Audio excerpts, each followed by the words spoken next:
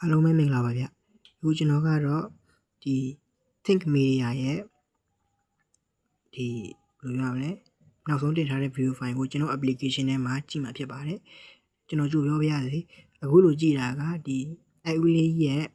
ဝင်ငွေကိုမထိခိုက်ပါဘူး။ဘာလို့မထိခိုက်တယ်လဲဆိုလို့ရှိရင်ဒီက YouTube ကတရားဝင်ရှာပေးထားတဲ့ official name ဖြစ်ပါတယ်။အဲ့တော့ဒီမှာကြည့်တဲ့ view ကလည်းအဲ့ဒီမှာသွားတက်မှာဖြစ်ပါတယ်။ကျွန်တော်တို့ like ပေးခြင်းလဲဆိုလို့ရှိရင်ကျွန်တော်ပြပါမယ်။ဒီဆုံးကြည့်ပြပါမယ်။ Okay သူက YouTube official